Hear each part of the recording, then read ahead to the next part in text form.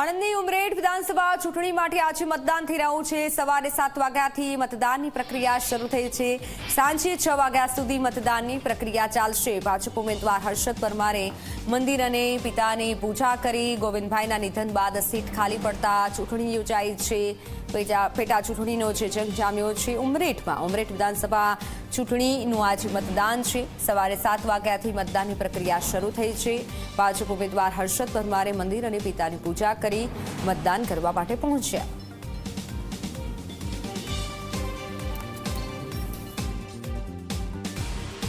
ઉમરેઠ વિધાનસભા બેઠક પેટા ચૂંટણીનું આજે મતદાન જે છે અને એ મતદાનને લઈને આજે હું આવી પહોંચ્યો છું એ ઉમરેઠ ખાતે અને ત્યાં ખંભોળ જ કહેવાય છે તે જગ્યા ઉપર એ મતદાન કેન્દ્ર ઉપર છું અને અહીંયા સૌથી વધારે એ જોઈ શકાય છે આ લાઇનમાં મહિલાઓ અને તેમાં પણ ખાસ કરીને એ સિનિયર સિટીઝન એ વૃદ્ધ મહિલાઓ જે છે એ મતદાન કરવા માટે પહોંચ્યા છે।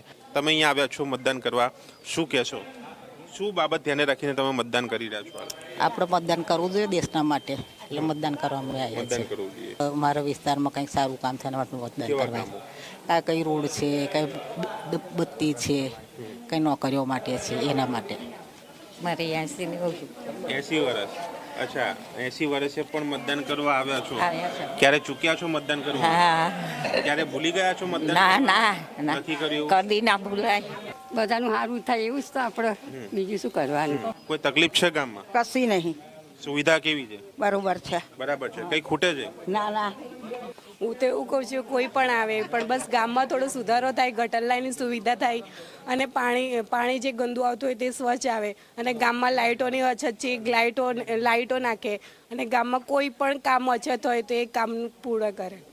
બા, કેટલી ઉંમર થઈ તમારી? 85। ક્યારે મતદાન કરવાનું ચૂક્યા છો? ના, કોઈ દિવસ નહીં। આટલા વર્ષ થયા તો ઘણા બધા લોકો, ઘણા ઉમેદવાર જોયા હશે, કેવા ઉમેદવાર તમે ઈચ્છો છો? બધા સારા છે? કોઈ કામ નથી કર્યા એવું કઈ? ના। આ એક એ બૂથ ઉપર હું છું કે જ્યાં એ સિનિયર સિટીઝનો એ વધારે જોવા મળી રહ્યા છે। કેટલીક જગ્યાઓ ઉપર એ મતદારોની ભીડ પણ જે છે એ હવે જોવા મળી રહી છે। ત્યાં પણ જઈશું, ત્યાં પણ જાણીશું લોકોનો એ મિજાજ શું છે અને સાથે જ્યારે આ તમામ લોકો મતદાન કરી રહ્યા છે એ મતદાનના પરિણામો બાદમાં શું આવે છે। પરંતુ હાલ આ મતદાન પ્રક્રિયા ચાલુ છે અને તેમાં લોકો મતદાન કેન્દ્ર ઉપર મતદાન કરવા માટે પહોંચી રહ્યા છે। કેમેરામેન તુષાર સાથે દર્શન રાવલ, જી મીડિયા, ઉમરેઠ। સ્થાનિક સ્વરાજની ચૂંટણી પહેલા ઉમરેઠ વિધાનસભા પેટા ચૂંટણી આજે છે અને ત્યાં ભાજપમાંથી હર્ષદ પરમાર એ આપણી સાથે જોડાયા છે। હર્ષદભાઈ, શું કહેશો? આપના પિતાના નિધન થતાં એ સીટ ખાલી પડી અને એમાં ભાજપે આપની પસંદગી કરી। એ આપણા પિતાના એ પ્રભુત્વ, એ કાર્યશૈલી, આપની પણ કાર્યશૈલી, કારણ કે આપ પણ ઘણા સમયથી આમાં કાર્યરત છો, સરપંચ પર રહ્યા છો, ઉપસરપંચ પર રહ્યા છો, શું લાગે છે આ પાર્ટીનો વિશ્વાસ કેટલો ખરો ઉતરવાનો છે?